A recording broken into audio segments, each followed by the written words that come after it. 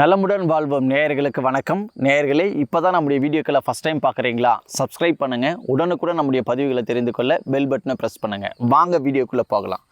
இன்றைய நாளில் ஒரு குடும்பத்தில் 6 நபர்கள் இருக்கிறாங்கன்னா அதில் 3 நபர்கள் இரத்த சர்க்கரையினால் பாதிக்கப்பட்டிருக்கிறாங்க.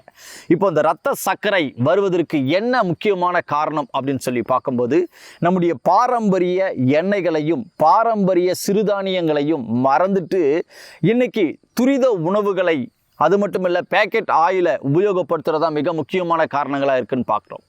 இப்போ துரித உணவுகளையும் பேக்கெட் ஆயிலையும் உபயோகப்படுத்துறது நிமித்தமாக நம்முடைய கணையத்தில் கொலஸ்ட்ரால் லெவல் உட்கார்ந்து கணையத்தை செயல்படாத படிக்கு கணையம் செயலிழப்பு ஏற்படுதுங்க.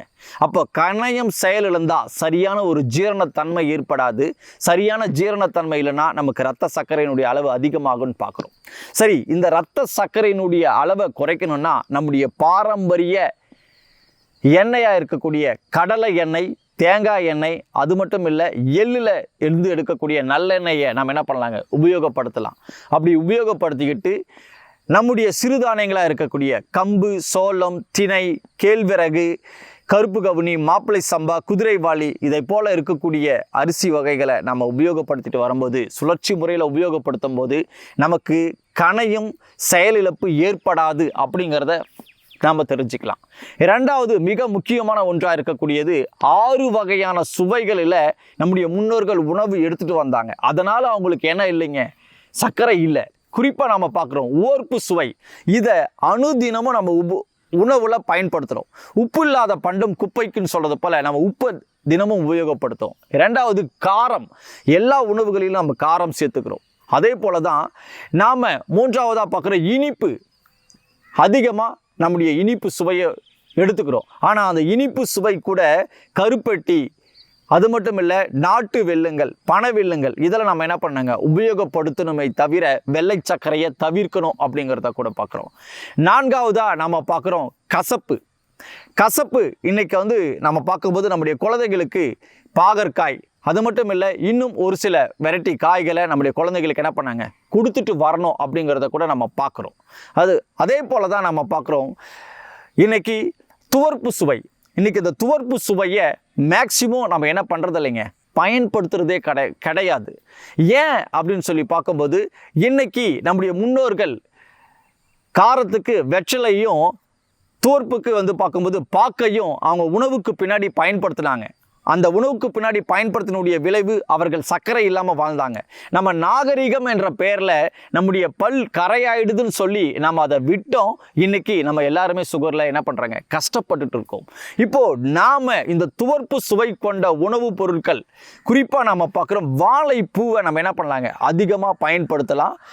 அது மட்டும் இல்லை, இன்னைக்கு நமக்கு எல்லா பகுதியிலையும் கிடைக்கக்கூடிய ஒன்று தாங்க கொய்யா இலை. கொய்யா இலையை டீ வச்சு என்ன பண்ணலாங்க பயன்படுத்தலாம். வில்லேஜில் இருக்கக்கூடிய எல்லாருக்குமே கூடியது தாங்க ஆவாரை பூ. அந்த ஆவாரை பூவை நம்ம எடுத்து டீ வச்சு குடிச்சிட்டு வரலாம். இப்படி குடிச்சிட்டு வரும்போது நம்ம உடலில் நமக்கு தேவையான துவர்ப்பு சுவை இருக்கும்போது நம்ம உடலில் இருக்கக்கூடிய, அதாவது இதயத்திலிருந்து தான் நம்ம முழு உடலுக்கே நம்முடைய ரத்தத்தை பம்பிங் பண்ணுதுன்னு பார்க்குறோம். அப்போது நமக்கு உடலில் இருக்கக்கூடிய எல்லா நரம்புகளும் சுருங்கி விரியக்கூடிய தன்மை கொண்டது. அந்த சுருங்கி விரியக்கூடிய தன்மைக்கு துவர்ப்பு மிக முக்கியமான ஒரு உணவாக இருக்குங்கிறத பார்க்குறோம். இந்த துவர்ப்பு உணவை இதன் மூலயமா, இப்போ நம்ம சொன்னது மூலயமா நம்ம எடுத்து உபயோகப்படுத்தினா நமக்கு ரத்த சர்க்கரை வராதுன்னு பார்க்குறோம். அப்படி ரத்த சர்க்கரை வந்தவர்கள் கூட தொடர்ச்சியாக அந்த துவர்ப்பை உபயோகப்படுத்திட்டு வரும்போது அவர்களுக்கு இதயத்தில் அடைப்பு வராதுங்கிறத கூட பார்க்குறோம். அதே போல தான் நம்ம பார்க்குறோம் நேயர்களே, அடைப்பு வராமல் இருக்கிறது மட்டும் இல்லை, இன்றைக்கி நம்ம மிக முக்கியமான ஒன்று அப்படின்னு சொல்லி பார்க்கும்போது இன்றைக்கி ஹார்ட் அட்டாக் வருது. இந்த ஹார்ட் அட்டாக் வராமல் இருக்கணும்னா இந்த துவர்ப்பு சுவையை நம்முடைய உணவில் அதிகமாக என்ன பண்ணுங்க ஃபாலோ பண்ணணுங்கிறத கூட பார்க்குறோம். அடுத்ததாக நம்ம பார்க்குறோம் புளிப்பு சுவை. இதை நம்ம எல்லா உணவுகளிலும் நம்ம என்ன பண்ணுறோங்க பெரும்பாலும் சேர்த்திக்கிறோம்.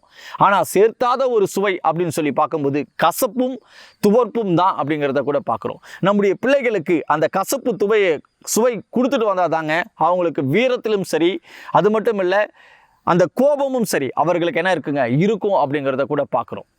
ஆனால் இன்னைக்கு இந்த கசப்பு சுவையை நம்ம என்ன பண்ணுறது இல்லைங்க, நம்முடைய குழந்தைகள் எடுக்கிறது இல்லை.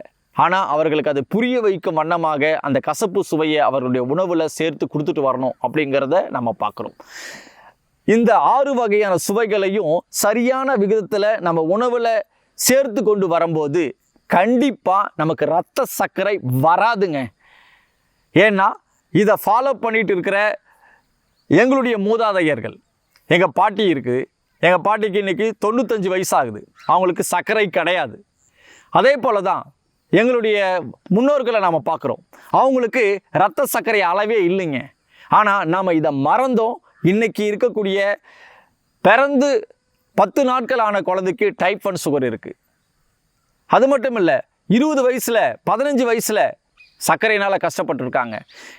30 வயசுக்கு மேலே சர்க்கரை இல்லாத நபர்களை விரல் விட்டு எண்ணிடலாம். அந்த அளவுக்கு பார்த்திங்கன்னா இன்றைக்கி இரத்த சர்க்கரையினுடைய அளவு அதிகமாக இருக்குன்றதை கூட பார்க்குறோம்.